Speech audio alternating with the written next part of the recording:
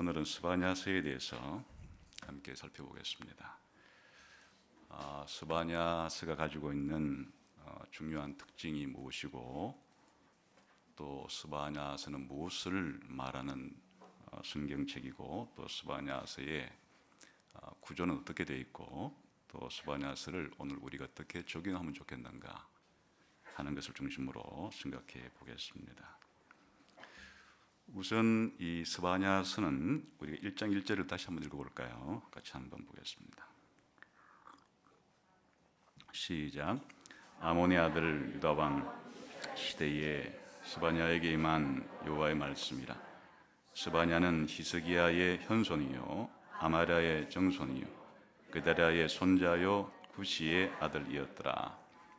보면 이제 이 스가랴가 자기 자신에 대한 소개를 하죠. 나는 누구다. 스바냐가 자기 자신에 대한 소개를 하죠. 근데 4대에 걸쳐서 자기 족보를 쫙 얘기합니다. 자기의 고조 할아버지가 히스기야였대요.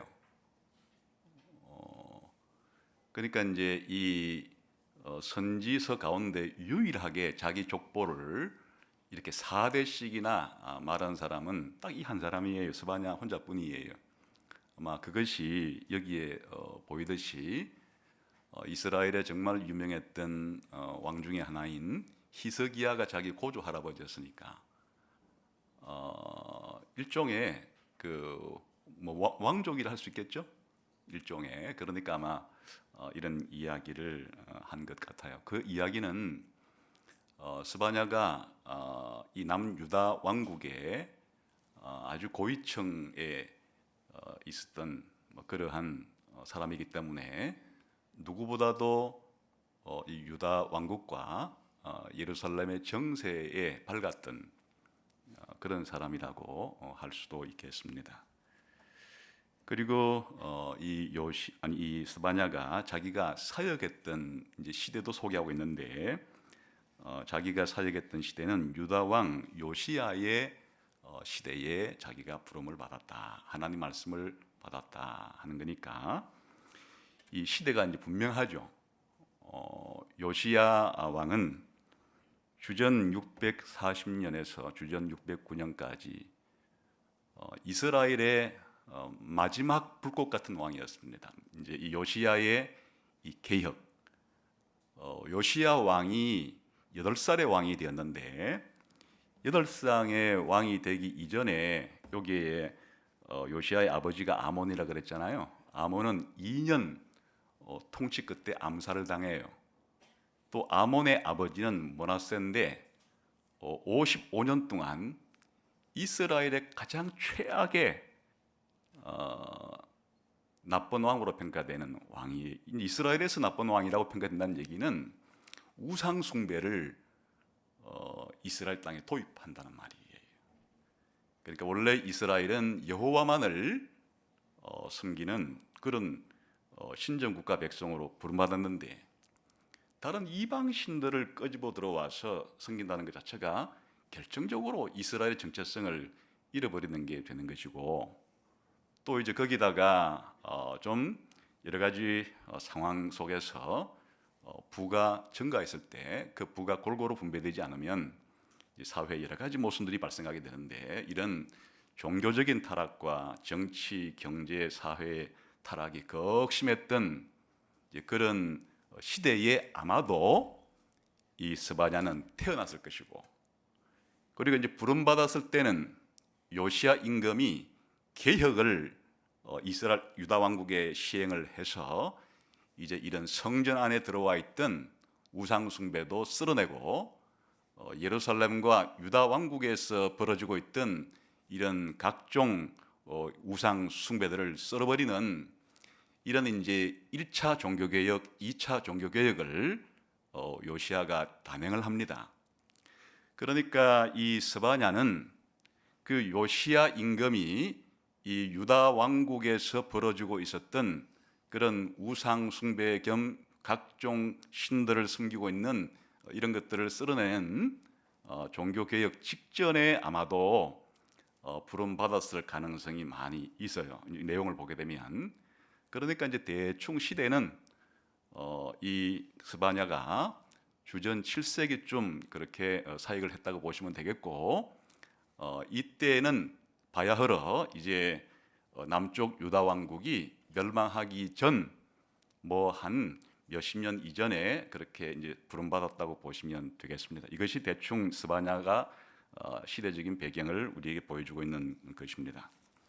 그런데 이제 이 스바냐의 가장 중요한 특징은 사실 어디 있는가 하면 이 스바냐가 다루는 주제에 있는데 이 스바냐에서 가장 많이 나오고 또 가장 부각시켜서 등장하는 단어가 여호와의 날이란 말입니다. 이게 이제 이 스바냐의 특징이에요. 우리 한번 그런 분위기를 보기 위해서 한번 본문을 한번 볼까요? 1장 14절부터 한번 18절까지 한번 읽어보겠습니다. 같이 시작. 여호와의 큰 날이 가깝도다. 가깝고도 빠르도다. 여호와의 날의 소리로다. 용사가 거기서 심히 슬피 우는도다. 그날은 분노의 날이요 환난과 고통의 날이요 황폐와 패망의 날이요 캄캄하고 어두운 날이요 구름과 흑암의 날이요 나팔을 불어 경고하며 견고한 성읍들을 치며 높은 망대를 치는 날이로다. 내가 사람들에게 고난을 내려 맹인같이 행하게 하리니 이는 그들이 나 여호와께 범죄하였음이라. 또 그들의 피는 쏟아져서 티끌같이 되며 그들의 살은 분토같이 될지라. 그들의 은과 금이 여호와의 분노의 날에 병이 그들을 건지지 못할 것이며 이 온 땅이 여호와의 질투의 불에 삼켜지리니 이는 여호와가 이 땅 모든 주민을 멸절하되 놀랍게 멸절할 것입니다. 여기 여호와의 큰 날이 가깝도다. 가깝고도 빠르도다. 그날은 분노의 날이고 환난과 고통이 쭉 하면서 이제 이 여호와의 날에 대한 이야기를 하지 않습니까? 전체 18번이나 스바냐서에 등장하는 단어인데 이게 이제 스바냐만 여호와의 날에 대해서 선포한 것은 아니고 우리가 이사야부터 보게 되면 스바냐가 이런 여호와의 날에 대한 이야기를 하기 이전에 벌써 이사야도 혹은 아모스도 요엘도 이사야 훨씬 전부터 여호와의 날에 대해서 이야기를 했습니다. 또 시기적으로 스바냐 이후에도 예레미야 선지자라든지 에스겔 선지자라든지 또는 그 뒤에 말라기 선지자 같은 분들도 또 여호와의 날에 대해서 말을 합니다. 그러니까 하여튼 이 선지서에는 여호와의 날이라는 말이 많이 등장해요. 그리고 굉장히 중요한 날이에요. 그런데 이제 다른 선지서에는 여호와의 날에 대한 이야기가 한 부분으로 들어가 있는데 이 스바냐서 전체는 전부가 다 여호와의 날에 대한 이야기라고 할 정도로 여호와의 날에 대한 비중이 높습니다. 그래서 스가랴의 제일 큰 특징은 자꾸 스가랴와 스바냐가 헷갈리는데요. 스바냐의 제일 큰 특징은 여호와의 날이 다가오고 있다. 이게 곧 주제예요. 스바냐의 가장 큰 특징이 여호와의 날에 대한 언급이자 여호와의 주제 자체가 여호와의 날이 가까이 다가오고 있다 하는 것이 스바냐의 주제입니다. 그러면 이 여호와의 날이란 것은 뭘 말하는 날인가? 사실은 이제 내용을 읽어보게 되면 이 유다 왕국이 망하는 날도 여호와의 날이고 또 유다 나라만이 아니라 주변 나라들이 망하는 날도 여호와의 날이고 앞으로 유다가 구원받는 날도 여호와의 날이고 앞으로 만국이 구원받는 날도 여호와의 날이라고 불리는 거예요. 한마디로 말하면 여호와의 날에는 아주 크고 중요한 일이 일어난 날이에요. 사실 하나님께서 단 하루도 이 땅에 역사하지 아니하는 날은 없죠. 매일이 여호와께서 왕으로서 다스리시는 날이죠. 하나님의 다스리는 영역 또한 미치지 아니하는 곳이 없죠. 모든 자연 만물과 모든 나라와 모든 단체와 모든 개인, 심지어 사람의 영혼까지도 마음까지도 살피시고 다스리시는 하나님인데, 특별히 여호와의 날이라고 하는 것은 무슨 의미가 있는 걸까? 여호와께서 깊이 개입하는 날이에요. 늘 하나님이 행동하시지만은 하나님께서 특별하게 행동하신 날이에요. 특별하게 하나님께서 행동하신 날이니까 아주 중요한 사건이 벌어진 날이에요. 그 날을 여호와의 날이라 부르는 겁니다. 그래서 중요한 게 뭐겠습니까?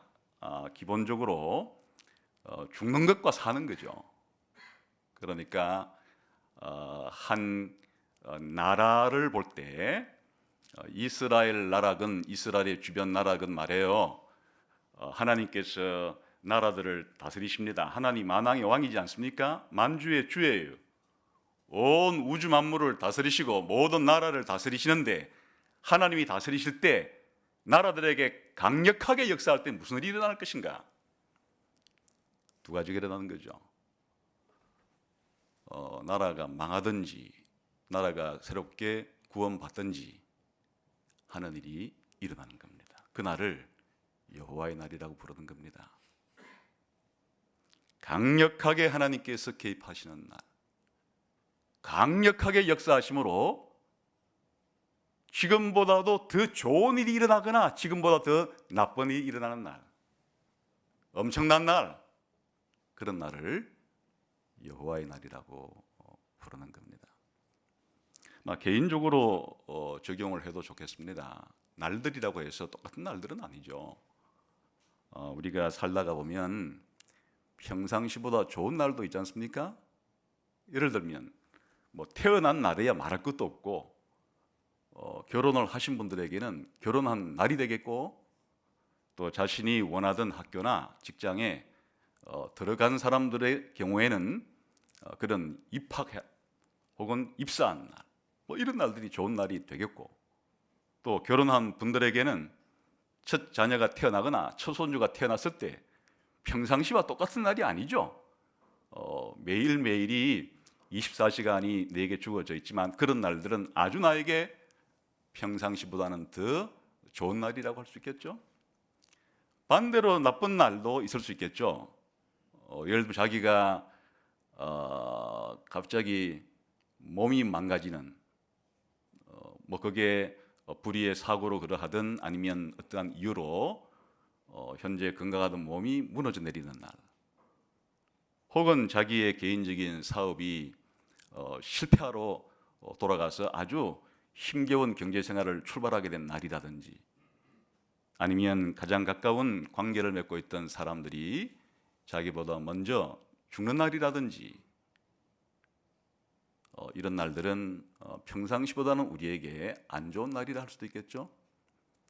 그러나 이제 이 스바냐가 다루는 이런 여호와의 날은 우리 한 개인의 일생을 다루기보다는 이 나라의 운명을 지금 말하는 데 있습니다. 그래서 나라의 운명을 말하는데, 여기 나라는 고대 중동 지방의 나라들을 배경으로 하는 거죠. 그러니까 지금부터 약 800년 전부터 한 2500년 전 사이에 있었던 주전 8세기부터 5세기 사이에 그 고대 중동 지방에는 격변의 시기였습니다. 아주 역사가 소용돌이치는 시기였어요. 이 선지자들의 시대, 예언자들의 시대가 스바냐만 아니라 사실 이사야부터 말라기까지 이 예언서를 썼던 이 예언자들의 이 시대는 고대 중동 지방의 역사의 격변의 시기였다. 어떤 면에서 이 약 300년, 주전 760년부터 주전 460년까지 세기로 말하면 8, 7, 6, 5세기가 되는 거고, 연도로 말하면 한 300년 기간 동안에 이 기간은 고대 중동 지방에 무슨 일이 생겼는가?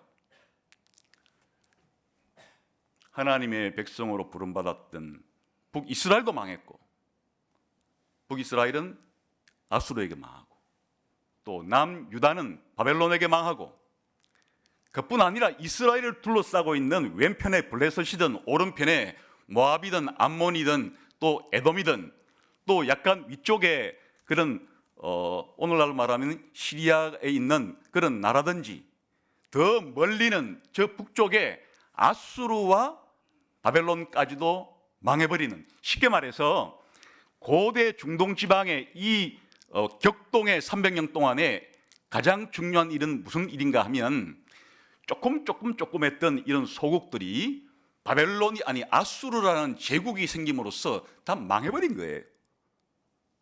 또 그 아수르는 바벨론에 망하고, 그 바벨론은 페르시아에게 망하고, 그러니까 이 300년 동안의 이 고대 중동 지방의 역사는 이와 같은 수많은 소국들과 또 강대국들이 흥망성쇠를 거듭했던 격동의 시기였다 그 말이죠. 그러니까 이 이제 예언서는 바로 그 격동의 시기를 다루는 것이에요. 그래서 그 격동의 시기가 일어나는 그날이 바로 여호와의 날이라 부르는 것이에요. 그래서 스바냐서가 다루는 것은 바로 이 주제를 다루고 있다. 그리고 여호와의 날이라는 게 무슨 말인가 하면, 북이스라엘이 망하는 날이 여호와의 날이에요. 남유다가 망하는 날이 여호와의 날이에요. 아수르가 망하는 날이 여호와의 날이에요. 바벨론이 망하는 날이 여호와의 날이에요. 또는 거꾸로 말해서 하나님께서 앞으로 유다의 남은 자들을 구원해 주겠다고 약속한 날이 그 날이 여호와의 날이에요. 그리고 남은 유다만이 아니라 만국을 하나님께서 구원해 주겠다고 약속한 그 날이 바로 여호와의 날이에요. 심판과 구원이라고 하는 평상시와 동일한 날이 아니고 큰 심판과 큰 구원이 일어나는 그런 날이 여호와의 날인데, 스바냐는 바로 이 주제를 집중적으로 우리에게 말해주고 있는 그런 성경이다. 그래서 이 스바냐서를 읽고서는 머리에 생생하게 여호와의 날에 대해서 사로잡혀야 되는 것이에요. 여호와의 날이 자기 가슴을 울려야 하는 것이에요. 여호와의 날이 자기 인생을 좌우해야 되는 것이에요.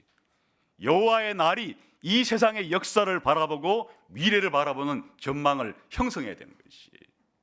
이게 바로 스바냐가 지금 다루고 있는 여호와의 날의 중요성이다. 그렇게 생각하시면 되겠습니다. 그러면 스바냐는 이런 주제를 어떻게 다루고 있는가 한번 보세요. 1장 이제 2절부터 3장 8절까지가 여호와의 날에 있을 심판에 대한 이야기고, 3장 9절 한번 읽어볼까요?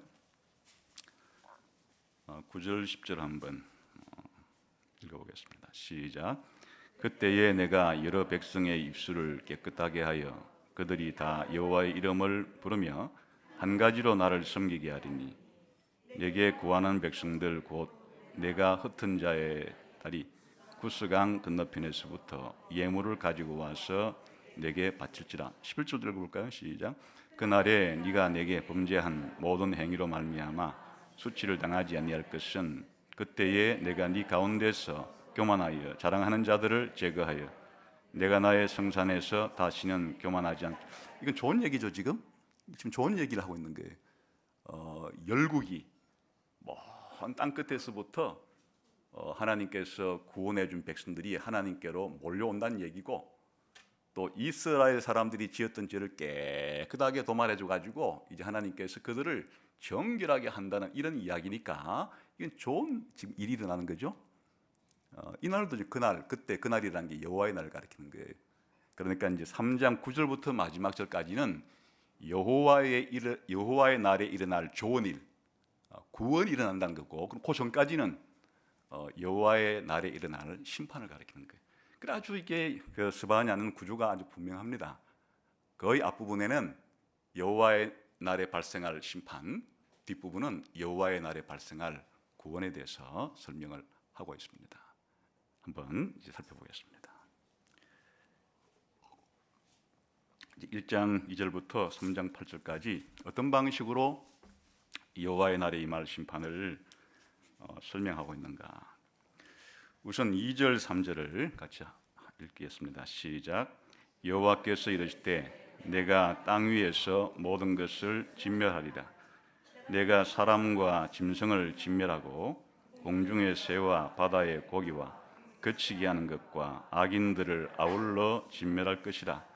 내가 사람을 땅 위에서 멸절하리라. 나 여호와의 말이. 무시무시하죠. 여호와의 날에 임할 심판을 설명할 때 처음에 가장 포괄적인 범위로 여호와의 날에 임할 심판을 설명합니다. 이것은 지금 딱 읽었을 때 여러분 어떤 장면이 머리에 퍼뜩 떠오르십니까?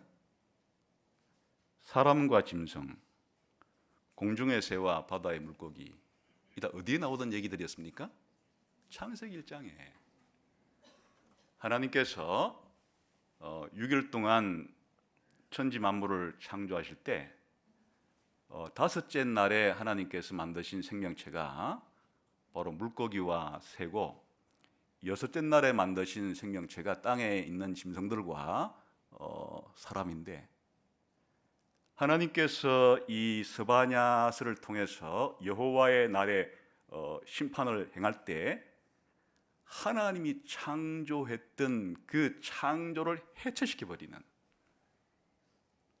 하나님이 만드신 땅인데, 하나님이 만드신 생명체들인데, 하나님이 만드신 사람들인데, 하나님께서 온 땅을, 모든 생명체를, 심지어 사람들을 내가 멸절시켜버리겠다, 이렇게 하나님이 나오세요.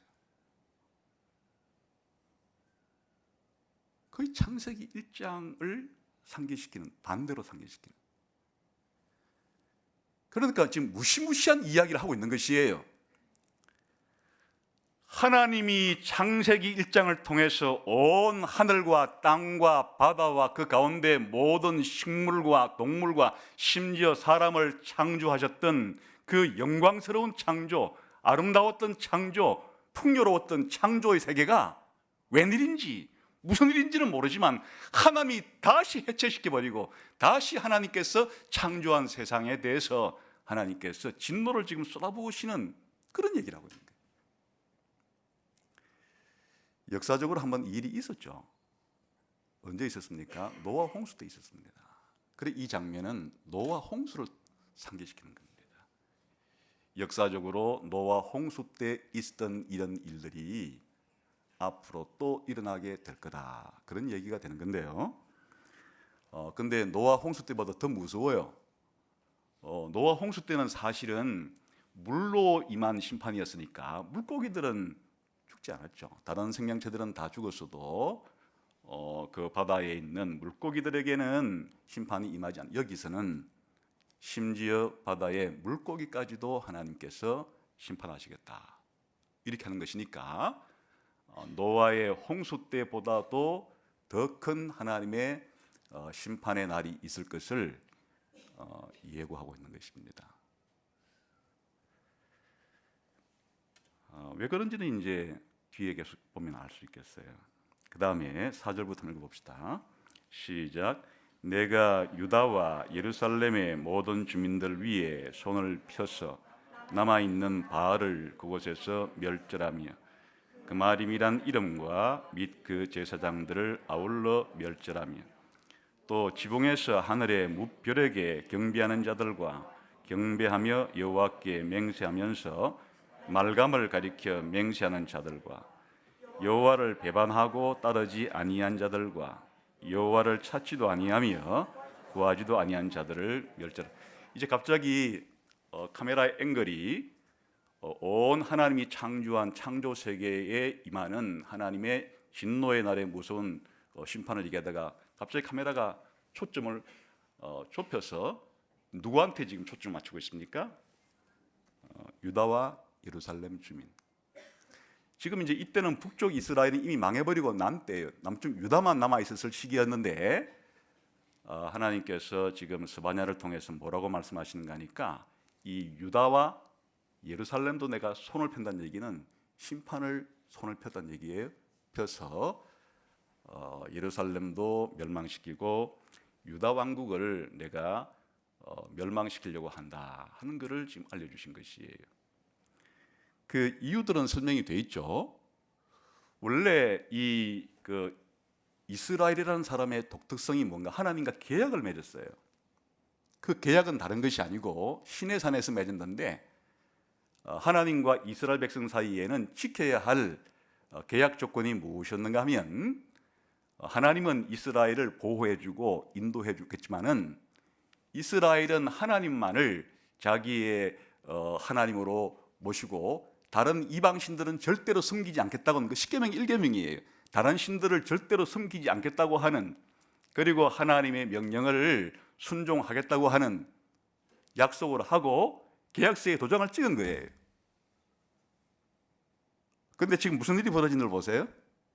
지금 여기에 바알을 그곳에서 멸절하며 그마림이란 이름과 그 제사장들을 아울러 멸절하며, 지금 이 유다에 혹은 예루살렘에 혹은 성전에서 무슨 일이 벌어지고 있는가 하면 바알 숭배하는 자들이 지금 있다는 거예요. 그뿐 아니라 그마림이라고 하는 이 부분도 이방 그런 우상 숭배라는 제사장들이 그 다른 나라 사람 얘기가 아니에요. 하나님을 믿고 있다고 하는, 하나님만을 섬기겠다고 약속한 이 사람들이 바알을 섬기고 있고 다른 우상들을 섬기고 있고, 심지어 5절에 보니까 지붕에서 하늘의 무별들에게 경배한다.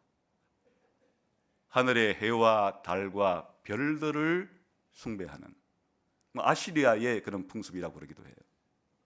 그리고 또한 여기에 여호와를 맹세하면서 하나님 사랑하고 하나님 말씀대로 살겠다고 말하면서 이제 정인 선서 나갈 때 하나님이 내 정인입니다, 이렇게 하나님을 정인으로 불렀던 이 사람이 또 여기에 말감이라고 하는 것은 이 모압과 암몬 족속이 섬겼던 신 이름인데, 자식들을 인신 제사하는 그런 이 흉악한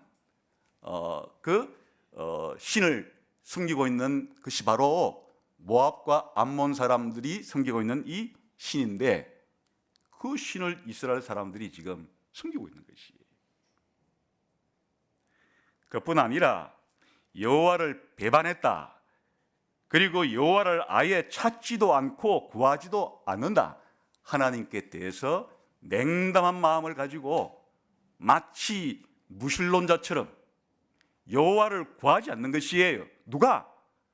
여호와가 자기의 왕이시고 자기의 주인이시고 자기의 남편이고 오로지 여호와만에 헌신하고 사랑하겠다고 맹세했던 이 사람들이 온갖 우상과 잡신들을 섬기고 있으면서 여호와에 대해서는 찾지도 않고 구하지도 않고 마음이 싸늘하게 식어서 완전히 거의 여호와가 없는 것처럼 행동하고 살아가는,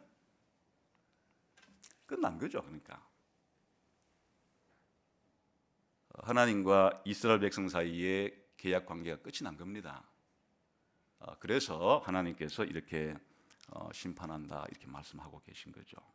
그런데 이런 날을 뭐라고 부르는가 하니까 이제 여호와의 날이라 부르는 거예요. 7절 볼까요? 한번 7절 봅시다. 7절 시작. 주 여호와 앞에서 잠잠할지어다. 이는 여호와의 날이 가까웠으므로 여호와께서 희생을 준비하고 그가 청한 자들을 구별하사. 이런 날이 바로 여호와의 날이라 부른단 말이야. 아까 하나님께서 그 앞에 사람들과 짐승들과 물고기들과 새들을 진멸하신 날, 또 유다와 예루살렘에 하나님께서 심판을 행하신 이런 날들을 뭐라고 부르는가 하니까 바로 여호와의 날이라 이렇게 부르는 것이에요. 그 날이 이제 가까웠다는 것이에요. 아직 스바냐가 이 말을 할 때는 유다가 아직 망하지 않았죠. 예루살렘 망하지 않았습니다. 그러나 이렇게 스바냐가 하나님 말씀을 받아서 심판이 임할 것을 말한, 멸망이 임할 것을 말한 그 날이 그렇게 멀지 않았다. 1000년, 만년, 100만 년 그렇게 먼 미래 일이 아니다. 사실 스바냐가 이 예언하고 몇십 년 뒤에 이런 일이 일어나는 거죠. 유다와 예루살렘에게 한 이 여호와의 날은 임했던 것입니다. 그런 날을 쉽게 말하면 유다와 예루살렘의 최후의 날들을 지금 여호와의 날이라고 부르고 있고, 그 날이 아주 가깝게 지금 다가오고 있다. 하나님께서 그렇게 알려주시는 겁니다. 8절 보겠습니다. 시작. 여호와의 희생의 날에 내가 방백들과 왕자들과 이방인의 옷을 입은 자를 벌할 것이며, 그날에 문턱을 뛰어넘어서 포악과 거짓을 자기 주인의 집에 채운 자들을 내가 벌하리라. 여기 희생의 날이라고 하는 것은 이제 이스라엘 사람들이 익숙하죠. 이스라엘 사람들이 하나님께 제사를 드릴 때 항상 누가 주고 나갑니까? 양들이, 염소들이. 그러니까 이제 제사를 드릴 때 그런 짐승을 잡아서 하나님께 제사를 드렸는데, 이 여호와의 날이 이스라엘 사람들이 심판을 당하는, 마치 희생당하는, 자기들이 희생 제사를 바쳤을 때 그 희생 제물이 죽어 나가는 것처럼 이 거꾸로 이스라엘 사람들 자체가, 남유다 사람들 자체가 이렇게 죽어 나가는 날이 될 거다, 그런 뜻인데요. 근데 이제 역시 또 여기도 이유가 설명이 되어 있습니다. 여기에 이방인의 옷을 입은 자들을 벌할 것이고 문턱을 뛰어넘는 자들을 벌할, 무슨 말인지 이해가 잘 안 되시죠? 그러니까 고대 사회에는 신분이 옷에 드러나요.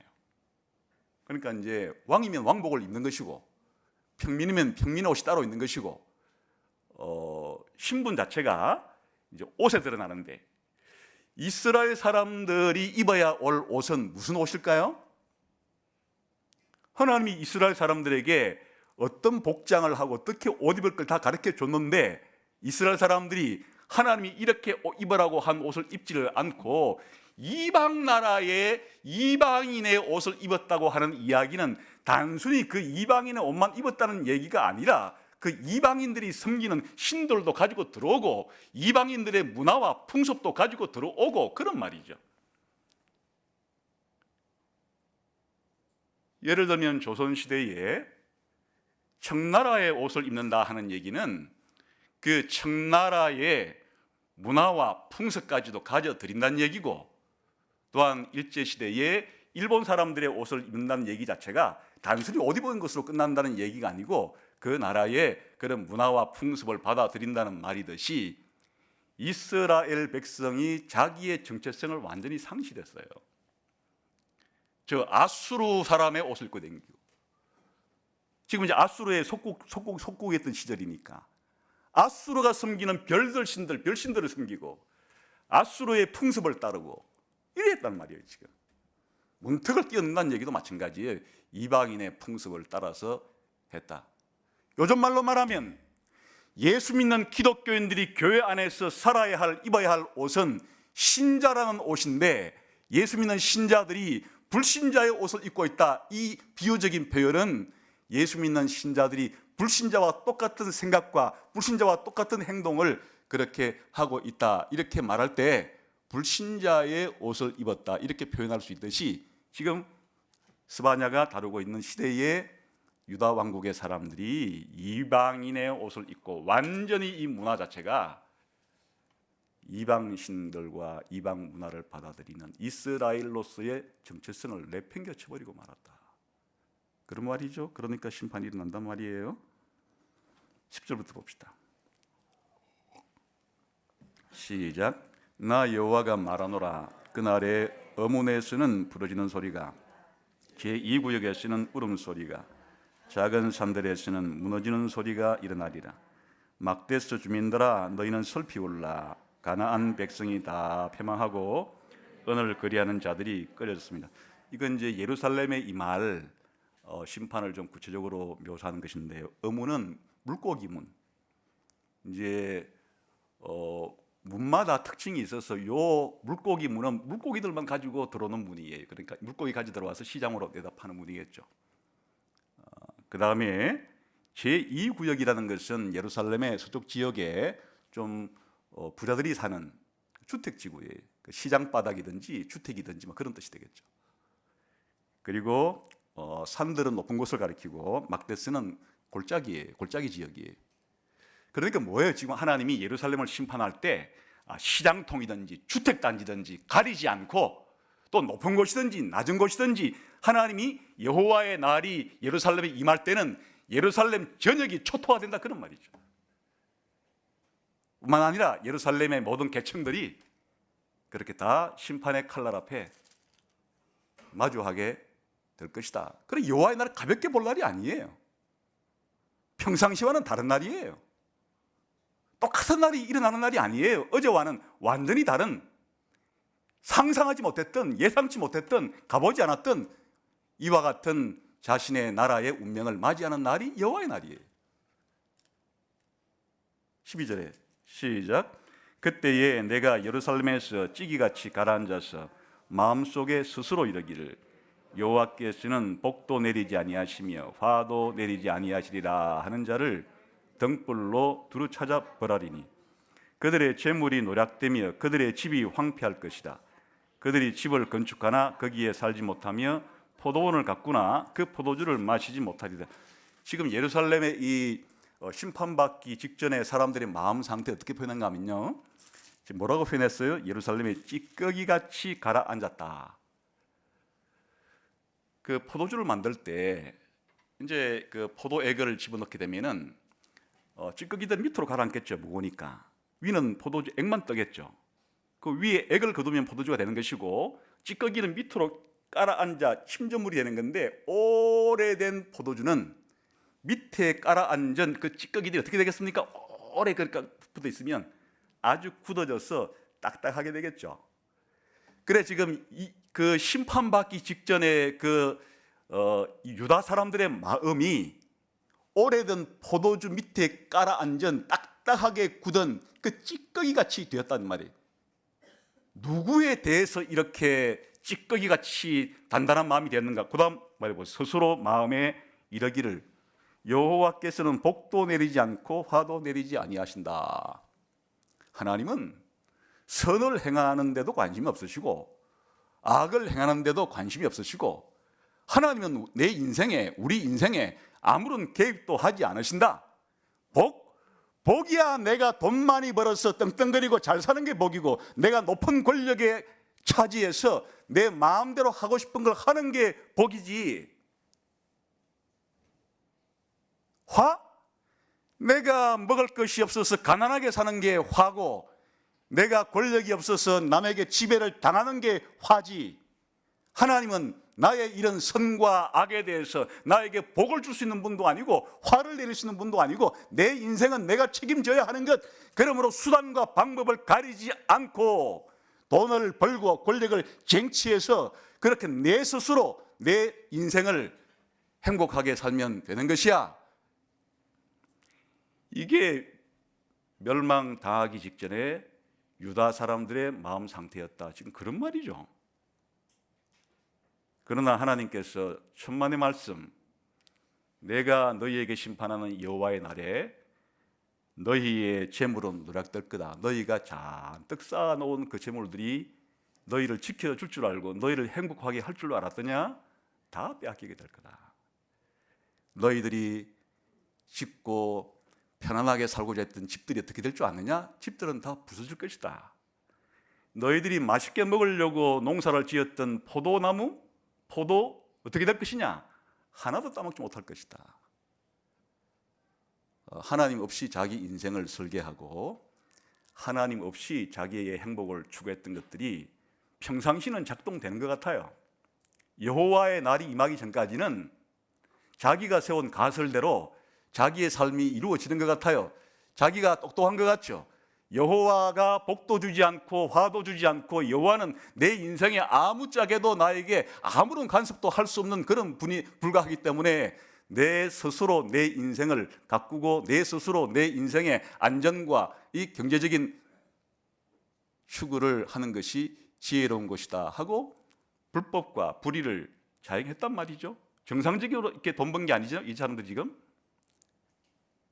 작동합니다. 여호와의 날이 오기 전까지는.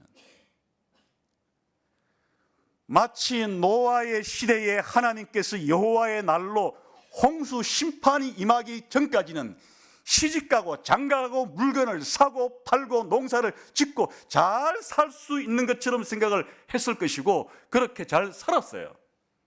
자기들 생각대로. 심판의 홍수가 몰아닥치는 여호와의 날에 그들의 모든 가설과 그들의 모든 세계관과 그들의 모든 삶들은 여지없이 여호와의 큰 손길, 심판의 손길 아래 빨려 들어갔죠. 여호와의 날은 보통 날과는 다르다는 것을 보여주는 것입니다. 지금 당장 그런 일이 안 일어났다고 해서 항상 그럴 것이다 생각하는 것은, 여호와의 날이 없다라고 생각하는 것은 큰 오판이고 오산이에요. 14절부터는 이 여호와의 날을 좀 더 이제 일반적으로 강조해서 부각을 합니다. 이제 이 날이 얼마나 엄청나고 크고 무서운 날인가를 아주 생생하게 말하죠. 한번 봅시다. 아까 읽었지만 다시 한번 시작. 여호와의 큰 날이 가깝도다. 가깝고도 빠르도다. 보세요. 지금 앞에서 하고 있는 이 사람들은 여호와의 날이라고 콧방귀 끼며 살았죠. 그런 날들은 내 생에는 없어 이렇게 하고 살았죠. 그런데 하나님께서 스바냐를 통해서 여호와의 큰 날이 그리 멀지 않았다. 가깝다. 가까울 뿐 아니라 빨리 들이닥치게 될 것이다. 그날이 어떻게 될 것인가. 시작. 여호와의 날의 소리로다. 용사가 거기서 심히 슬피는도다. 평상시에 용사라는 사람들은 아주 용맹무쌍하기 때문에 자기의 안전을 자기가 책임질 수 있는 사람들이 용사죠. 뭐 어린아이라든지 여성들은 무기를 들 수 있는 힘도 없는 것이고 군사 훈련도 받지 않았지만은 군인이란 사람들은 용맹무쌍하게 군사 훈련도 받는 것이고 자기 손에는 무기를 쥐고 있으니까 자기의 목숨은 자기가 안전하게 지킬 수 있는 그런 사람들이니까 사실 뭐 이 땅에 살아간 사람들 가운데 두려움이 있겠어요? 용맹무쌍한 그런 군인들은? 근데 여호와의 날이 닥치면 이런 용맹무쌍한 군인들이 소용이 없어요. 그들도 두려움에 떨게 되는 날이다. 꼭 그게 군인이겠어요? 자기의 지식이나 자기의 권력이나 자기의 돈으로 그냥 이 땅을 살아갈 때 이것만 있으면 나는 이 세상에서 내 마음대로 내가 원하는 대로 안전하고 풍요롭게 살 수 있어, 이렇게 자신만만하게 떵떵거리면서 살던 사람들이 여기 용사와 같은 사람들이겠죠. 그러나 여호와의 날이 그에게 닥치면 그건 다 그냥 안개처럼 사라지고 마는 일이에요. 모래성처럼 무너지고 마는 일이라는 뜻이죠. 15절에 문학적으로 이 날을 이제 아주 강조합니다. 시작. 그날은 분노의 날이요 환난과 고통의 날이요 황폐와 패망의 날이요 캄캄하고 어두운 날이요 구름과 흑암의 날이요 나팔을 불어 경고하며 견고한 성읍들을 치며 높은 망대를 치는 날이로다. 여러분이 한 번 말하면 될 텐데 하나님께서 왜 이렇게 반복하는 걸까요? 똑같은 얘기인데 분노의 날, 환난의 날, 고통의 날, 황폐의 날, 패망의 날, 캄캄한 날, 어두운 날, 구름 같은 날, 흑암의 날. 우리 사람이란 존재가 간사해서 그렇게 한 번 말해가지고는 한 귀로 듣고 한 귀로 버리고 이렇게 하니까 하나님께서 그냥 제차, 3차, 4차, 5차, 6차, 7차, 8차 계속해서 이 여호와의 날이란 날이 얼마나 평상시와는 다른 엄청난 날인지를 이렇게 표현을 하는 겁니다. 아마도 하나님께서 이 정도로 그쳤으니까 마련이지 사실 그냥 3장 끝까지 이런 단어로다가 다 그렇게 해도 뭐 될 그런 날인데 하나님이 여기까지 해주신 것을 감사하게 받고 우리가 이 정도만 들었어도 이 날은 보통 날이 아니구나, 하나님께서 이 날을 평상시와는 다르게 행하신 날이구나, 이렇게 알아들으면 되는 겁니다. 18절에 시작. 그들의 은과 금이 여호와의 분노의 날에 능히 그들을 건지지 못할 것. 그렇죠. 사실 뭐 이 세상 살아가는데 은금 많으면 옛날이나 지금이나 세상 살아가기에 제일 좋은 거죠. 뭐 동양이나 서양이나 어느 나라나 할 것 없이 은금 많이 쌓아 놓는 게 이 현세 이 세상에서는 안전도 지켜주는 것이고 행복도 보장해 준다고 생각하는 것이고, 사실은 옛날 사람이나 지금 사람이나 뭐 할 것 없이 은금을 쌓기에 혈안이 되어 있는 게 인간의 삶이 아니겠습니까? 평상시는 언금이 많으면 자기 살아가는데 도움이 되지만은 여호와의 날에는 이 언금이 소용이 없다는 거예요. 여호와의 날에는 하나님께서 심판하는 날인데, 죽음의 날인데, 내가 쌓은 지식이건 내가 쌓은 권력이건 내가 쌓은 부건 그 무엇이든지 여호와의 심판을 막아 세울 수 있는 것은 하나도 없어요. 여기서 언금이라고만 표현했지만 나머지도 마찬가지입니다. 여호와의 심판이 임하는 날에는 우리가 스스로 챙겨서 이것만 있으면 안전할 거야, 좋을 거야 라고 말했던 것이 소용이 없게 되는 날이다, 그런 뜻이죠. 그러면 어떻게 해야 된다는 말인가? 하나님께서 이제 그 길을 피할 길을 이제 2장 1절부터 3절까지 제시해 줍니다. 이게 이제 중요한 거예요. 그러면 이런 여호와의 날에 이런 진노를 피할 방법이 있다는 겁니다. 있습니다. 이런 여호와의 날에 임할 심판을 피할 길이 있습니다. 있습니다. 이게 복음이에요. 있다고요. 이 여호와의 무서운 심판을 피할 길이, 피난처가 있습니다. 그게 뭘까? 2장 1절부터 3절까지니까 관심 가지고 보는 게 좋겠죠. 시작. 수치를 모르는 백성아, 모일지어다 모일지어다.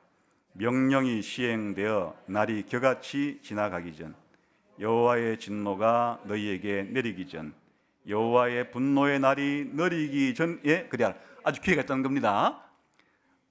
쏜살처럼 여호와의 날이 앞으로 다가오긴 다가오겠지만 아직은 기회가 있는 것이, 이 스바냐를 통해서 하나님이 이렇게 유다 사람들에게, 예루살렘 사람들에게 말해줄 때, 아직 이 말을 들었을 때와 실제로 바벨론에 의해서 예루살렘이 파괴되기 전까지고 시간이 있는 겁니다. 그날이 속히 가겠지만은, 아주 쏜살처럼 빨리 오겠지만은, 그러나 아직은 이 하나님의 분노가 임하지 않았기 때문에 아직은 여기서 준비할 수 있는, 대비할 수 있는, 피할 수 있는 시간이 있다는 겁니다. 어떻게 해야 되는 것인가? 3절이에요. 시작. 여호와의 규례를 지키는 세상의 모든 겸손한 자들아, 너희는 여호와를 찾으며 공의와 겸손을 구하라. 너희가 혹시 여호와의 분노의 날에 숨김을 얻으리라. 아까 전에 하나님께서 왜 유다와 예루살렘에 심판하겠다는 겁니까? 하나님이 그냥 심판하겠다는 것이 아니죠. 아까 바알을 섬기고 또 하늘의 그 천체 별들을 섬기고 또 이 암몬 사람들이 섬기는 말감 몰렉을 섬기고, 또는 그냥 자기가 은금을 쌓아놓고 탈취하고 하는 하나님을 찾지도 않고 구하지도 않고 자기 인생은 자기에게 달렸다는 식으로 그렇게 기고만장하여 살아가는 이런 사람들이기 때문에 하나님이 일정 기간 동안은 내버려 두지만은 영원히 그렇게 내버려 둘 수는 없는 거니까 심판을 한다는 건데, 그럼 피할 길이 뭔가? 회개하는 길이에요. 회개하는 거예요. 전심으로 여호와를 찾아야죠. 전심으로 여호와를 구해야죠. 전심으로 하나님만을 섬기겠다고 말해야죠.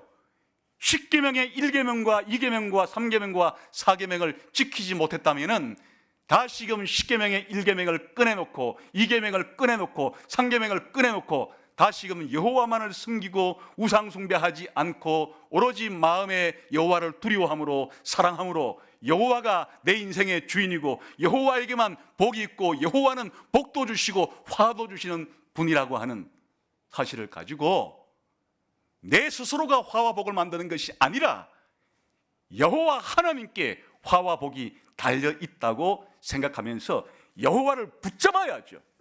여호와를 불러야죠. 그냥 쉽게 말해서 바짓가랑이라도 붙잡고 살려달라고 해야죠. 하나님이 용서해달라고 구해야죠. 여호와가 없이는 살 수 없다고 말해야죠. 하나님만이 내 인생의 가장 중요한 목표이라고 말하면서 살아야죠. 그게 피하는 길입니다. 그게 회개예요. 물론 여호와를 구하게 되면 공의를 추하게 되고 겸손도 구하게 된다. 공의는 하나님께서 살라고 하신 말씀이죠. 십계명에 나오는 5, 6, 7, 8, 9, 10계명을 잘 지키는 게 공의를 구하는 겁니다. 그러니 회개를 했다는 뜻은 하나님께 대해서도 하나님을 잘 섬기고 다른 사람에 대해서도 피해주지 않고 그 다른 사람에게 목숨을 빼앗지 않고 다른 사람의 금전을 빼앗지 않고 말로써 다른 사람을 무고히 해하지 않고 탐심을 가지고 다른 사람을 대하지 않고 정반대로 그렇게 하는 것이 공의를 구하는 거죠. 이런 삶 자체를 겸손한 사람들이다 이렇게 부릅니다. 다시 말하면 이 사람들은 피할 길이 있습니다. 이제 예수님께서 마태복음 5장을 말씀하실 때 이런 사람들을 그렇게 표현한 거예요. 심령이 가난한 자들이라고, 애통하는 자들이라고. 여기에 이런 사람들은 피할 길이 있을 것이다 이렇게 말했습니다. 이제 4절부터 2장 4절부터 2장 끝절까지는 목차만 보면 되겠습니다. 한번 4절 시작. 가사는 버림을 당하며 아스글로는 폐허가 되며 아수도선 데나스에 쫓겨나며 에그로는 뽑히리다. 이건 이제 이스라엘 주변을 둘러싸고 있는 나라들도 여호와의 날의 심판을 받는다는 얘기. 이건 누구 얘기인가 하면요, 다 이스라엘 서쪽에 있는 블레셋이라는 나라는 이런 5 도시국가의 연합체인데 그 중에 4개만 소개해 놓은 겁니다. 그러니까 블레셋이라는 나라도 여호와의 날의 심판을 받는다 그 말이 되겠고요. 그 다음에 8절 시작. 내가 모압의 비방과 암몬 자손이 조롱하는 말을 들었나니 그들이 내 백성을 비방하고 자기들의 경계에 대해 교만한. 이제 요 두 나라는 이스라엘의 동쪽 나라들입니다. 모압과 암몬. 아까 그 앞에 있는 도시는 이스라엘의 서쪽 나라고 모압, 암몬은 이스라엘의 동쪽 나라고 그런 뜻이에요. 그 다음에 12절 시작. 구스 사람들아 너희도 내 칼에 죽임을 당하리라.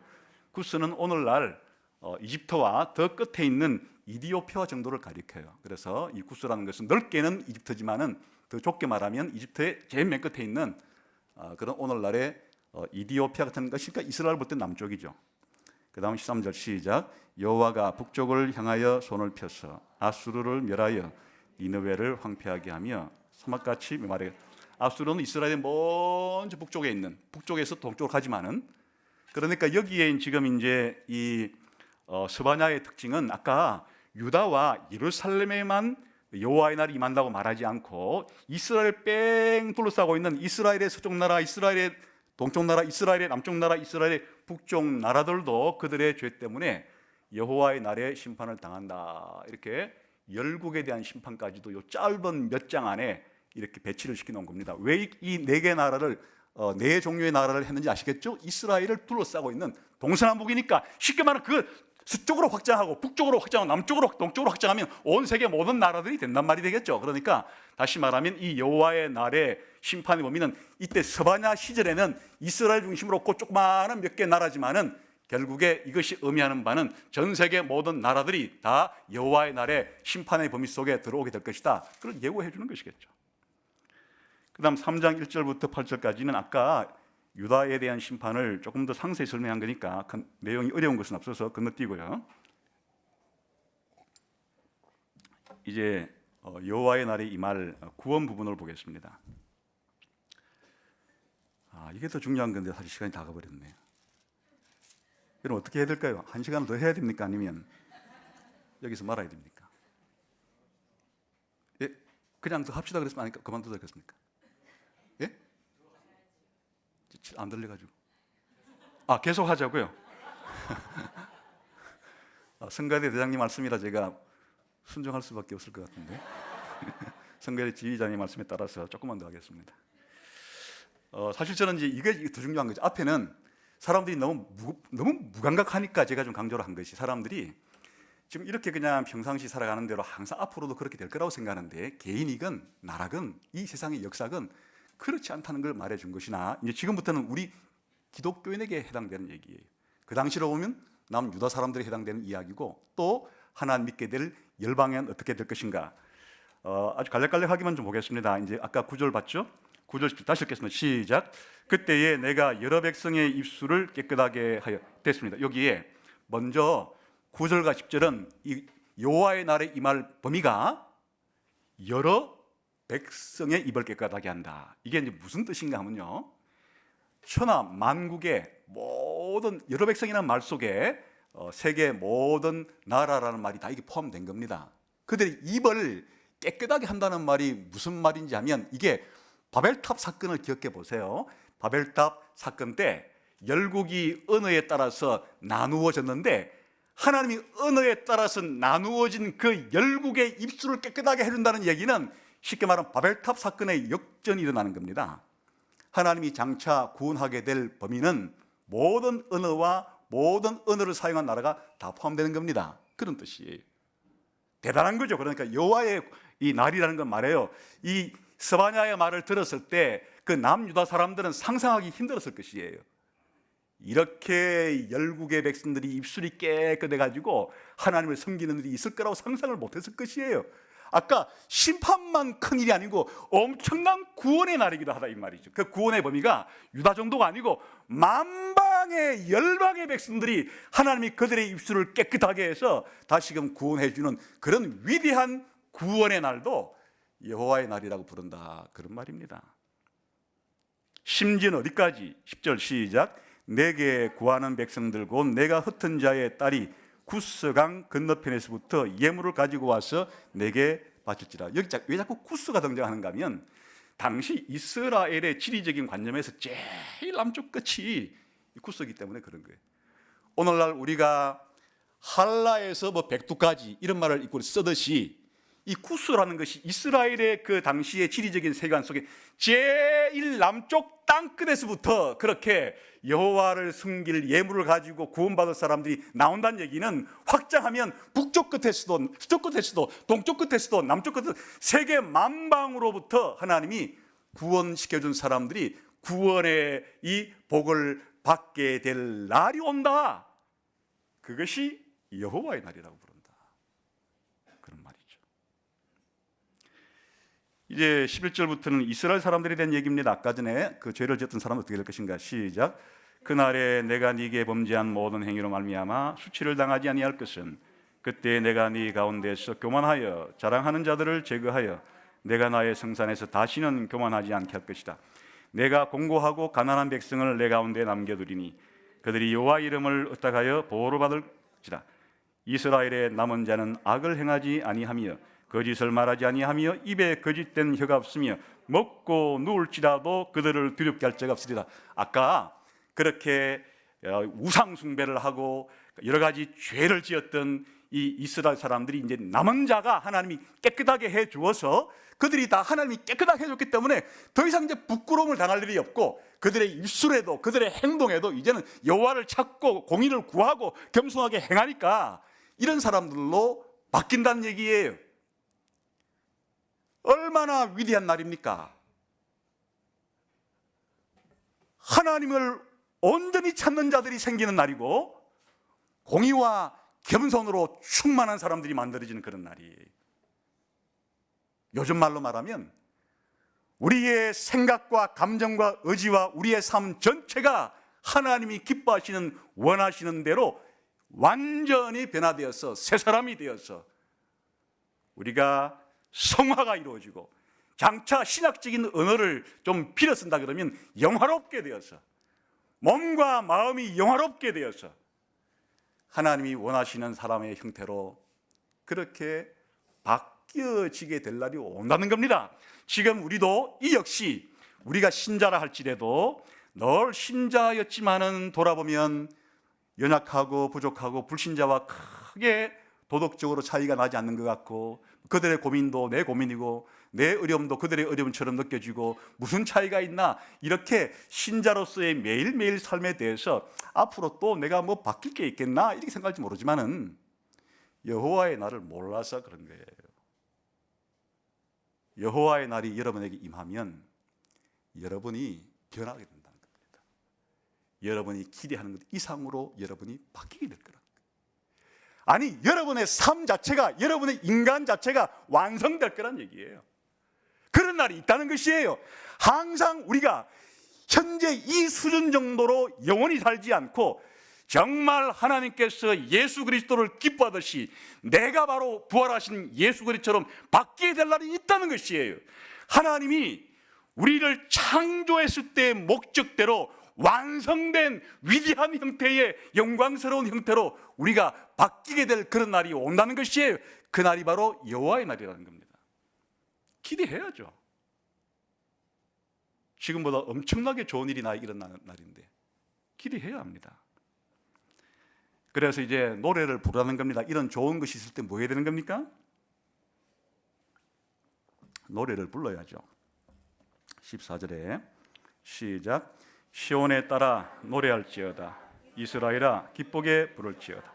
예루살렘 따라 전심으로 기뻐하며 즐거워할지어다. 이게 바로 신자에게 하나님이 요구하시는 거예요. 또 신자의 삶의 본질이에요. 신자의 삶은 우울하고 그냥 근심 걱정에 시달려 있고 미래에 대한 염려에 사로잡힌 삶이 아니라 기뻐하고 즐거워하고 감사하고 찬양하고 기뻐하고 즐거워하고 감사하고 찬양하고 이럴 수밖에 없어요. 여호와의 날에 내게 임할 일을 생각하면. 신자라는 종족은 인류 가운데 제3의 종족이에요. 기존에 있어 본 적이 없던 종족이에요. 그러니 시온의 딸, 예루살렘의 딸이 구약시대에는 남은 자들이었겠지만은 오늘날 이 시온의 딸과 예루살렘 딸, 저와 여러분이 이 시온의 딸이고 예루살렘의 딸이에요. 그래서 성경은 말하지 않습니까? 항상 기뻐하라, 범사에 감사하라. 왜 그것이 안 되는가? 현재의 자기 삶만 보기 때문에 그래요. 눈을 크게 떠야죠. 안목을 넓혀야죠. 여호와의 날을 생각을 해야죠. 여호와의 날에 임할 위대한 일이 내게 일어난다는 것을 기대해야죠. 그러면 일어설 수 있는 겁니다. 이렇게 기뻐하고 즐거워할 수 있는 겁니다. 그 다음에 왜 기뻐하고 즐거워야 되는 이유를 간략하게 말합니다. 16절, 15절 시작. 여호와가 내 형벌을 제거하였고 내 원수를 쫓아냈으며 이스라엘의 왕 여호와가 내 가운데 계시니 내가 다시는 화를 당할까 두려워하지 아니할 것이다. 그날에 사람이 예루살렘에 이르기를 두려워하지 말라. 시온아 네 손을 늘어뜨리지 말라. 아까 왜 이렇게 기뻐하고 즐거워하라고 이유가 있기 때문에 아무 이유도 없이 기뻐하고 즐거워하는 사람은 정신병자들입니다. 이유도 없는데 실생한 사람들이에요. 신자들이 기뻐하고 즐거워하는 것은 이유가 있기 때문입니다. 그 이유는 우리가 받을 죄에 대한 모든 형벌이 끝났기 때문에 내가 지은 모든 죄값이 용서가 되었기 때문이에요. 그리고 내 신앙생활을 제대로 하지 못하게 만드는 여러 가지의 원수들이 있는데 사단이 있고 이 세상에 가치관이 있고 내 속에 있는 육체라고 불리는 죄성이 있지만은 장차 여호와의 날에는 사단도 패배할 것이고 세상도 패배할 것이고 내 안에 있는 죄성이라고 불리는 육체도 완전히 내게서 떠나갈 것이기 때문에 기뻐할 수밖에 없죠. 거기다가 하나님이 함께 하셔서 왕이 되셔서 보호하시고 인도하시니까 어찌 기뻐하지 않을 수가 있겠습니까? 그래서 기뻐하고 즐거워하는 것입니다. 제가 스바냐서에서 제일 좋아하는 구절은 지금 나오는 3장 17절입니다. 이게 신자들만 이 여호와의 날을 기뻐하는 게 아니고 하나님도 그 날을 기뻐하신대. 한번 봅시다. 17절 시작. 너의 하나님 여호와가 너희 가운데 계시니 그는 구원을 베푸실 전능자이시라. 그가 너로 말미암아 기쁨을 이기지 못하시며 너를 잠잠히 사랑하시며 너로 말미암아 즐거이 부르며 기뻐하시리라 하리라. 아까 14절에서는 이 여호와의 날이 이제 이 하나님 백성들이 기뻐하고 즐거울 날이라고 그랬는데 하나님도 이런 여호와의 날을 통해서 행하신 일을 통해서 그 결과를 보고서 뭐 하신가 하니까 무지 기뻐하시는데 누구를 기뻐하는가 하면 자신이 구원한 이 백성들, 자신이 여호와의 날에 구원해 준 하나님의 백성들을 보고 너무 기뻐서 어찌할 줄을 모르겠다. 그리고 자기의 백성들을 끝까지 잠잠히 사랑해 주신다. 이건 제가 여러분에게 전달해 드릴 길이 없어요. 그래서 여러분들의 경험을 통해서 볼 때 어떻게만 여러분 속에서 이 느낌을 불러일으킬 수 있는가 하니까, 여러분 지금까지 살면서 친구가 되었건 아니면 뭐 부모님이 되었건 아니면 뭐 누가 되든 간에 정말 다른 사람이 너무너무 좋았을 때가 있습니까?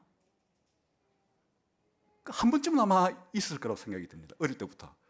그것이 없다 그러면 정말 저와 면담을 좀 필요로 하고요. 그렇지 않다 그러면 한 번쯤은 하여튼 누군가를 정말 좋아했을 때가 있을 겁니다. 그게 친구였든 뭐 누구든지 간에.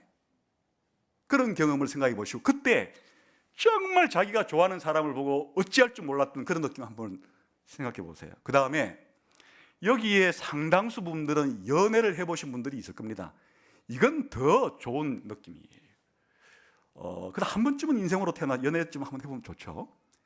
연애할 때 상대방 이성을 향해서 볼 때마다 불꽃이 튀어서 이리 봐도 예쁘고 저리 봐도 예쁘고 밑으로 봐도 예쁘고 이렇게 봐도 예쁘고, 그냥 연애 감정에 빠졌을 때는 그 상대방 자체가 그냥 기쁜 거죠. 방구를 끼도 기쁘고 뭐 해도 기쁘고, 모든 게 그냥 그 연애 감정에 푹 빠졌을 때를 하는 얘기입니다.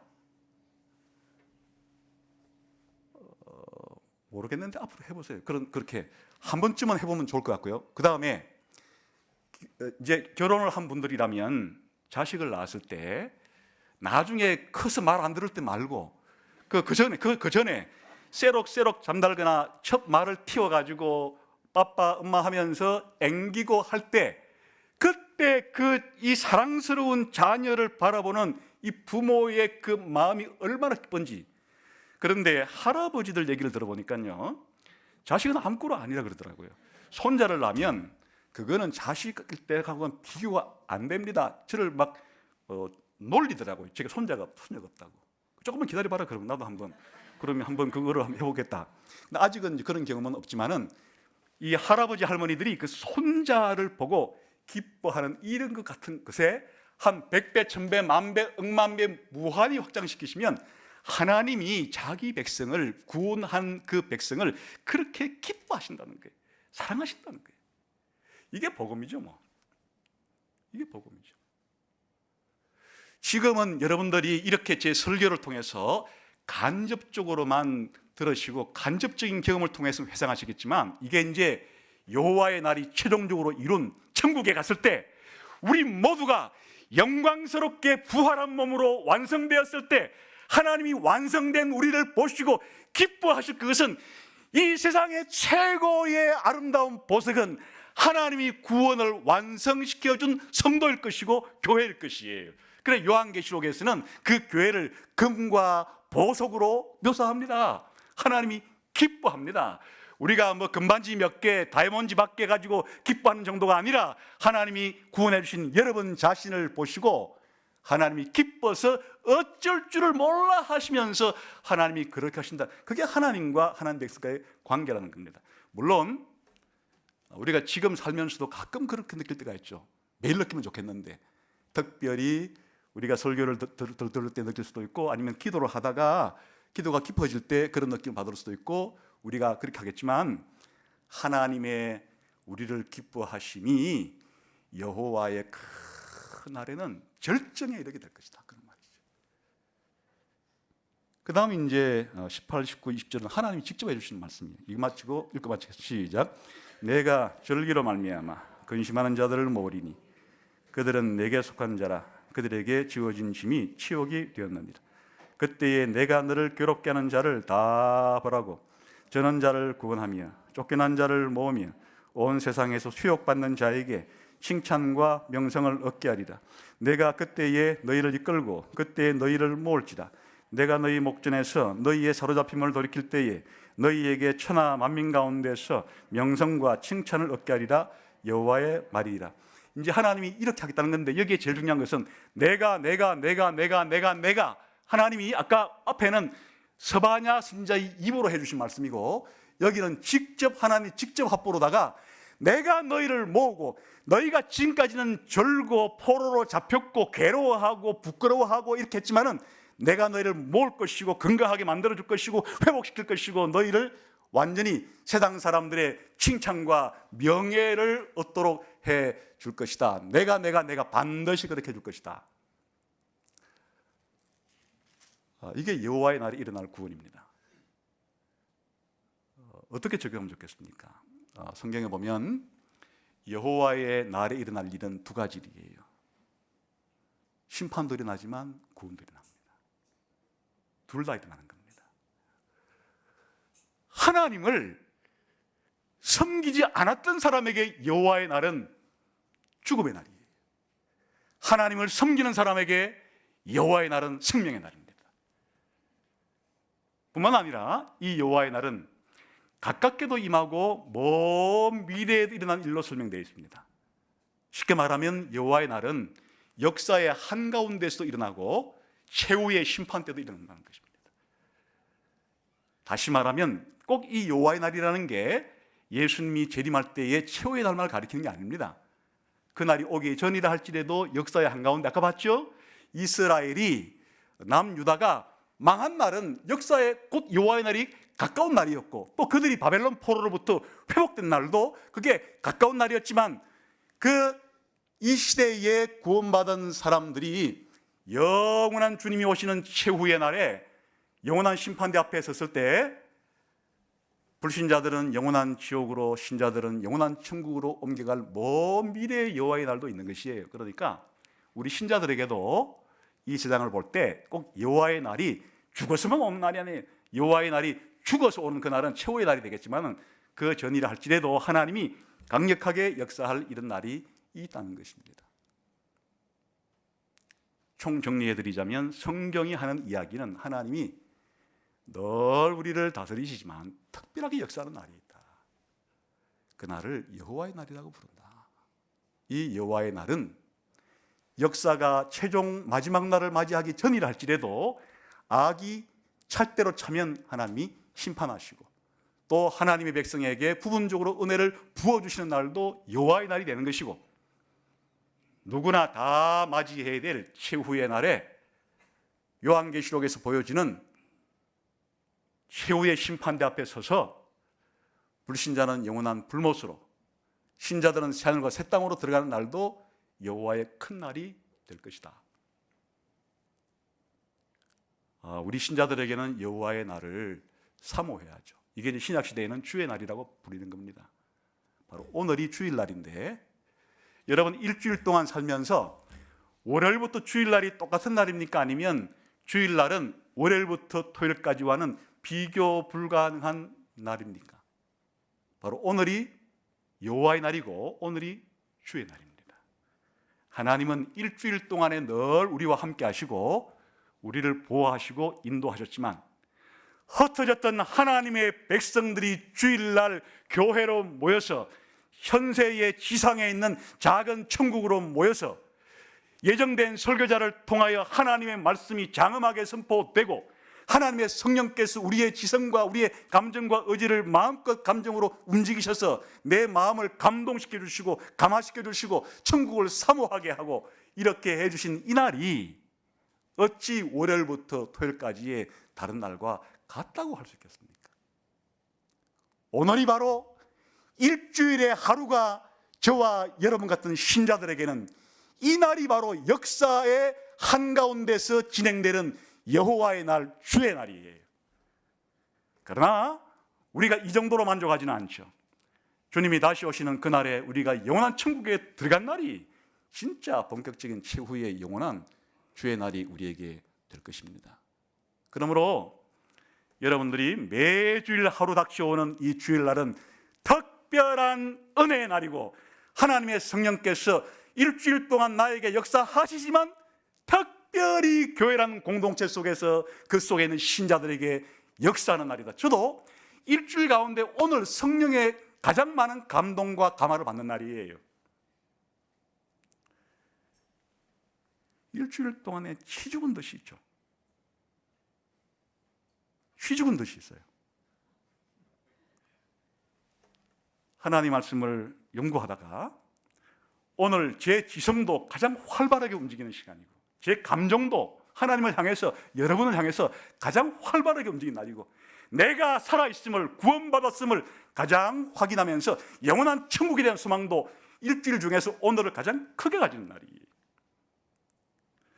사실 오늘 제가 여러분을 바라볼 때 하나님이 여러분을 기뻐하시고 사랑하듯이 그보다 작은 규모이기는 해도 오늘 여러분 얼굴을 봤을 때 일일이 찾아가서 이렇게 포옹을 하진 않지만은 그러나 하나님께서 가졌던 마음을 제가 좀 나누어 가져서 성도들에 대한 마음이 커지는 날이고 여러분들도 다른 성도들에 대해서도 마찬가지 다른 성도들에 대해서 그렇게 기뻐하고 즐거워하는 날이 우리의 여호와의 날이고 우리의 주일날이다. 스바냐서는 우리들에게 이 위대한 여호와의 날을 장엄하게 알려주는 선지서입니다. 평생을 살아가시면서 신약 시대는 이제 여호와의 날이라고 부르지 않고 주의 날이라고 부르는 이 날에 대한 생생한 기대감과 체험이 여러분 모두에게 있어지기를 주님의 이름으로 축원합니다. 기도하겠습니다.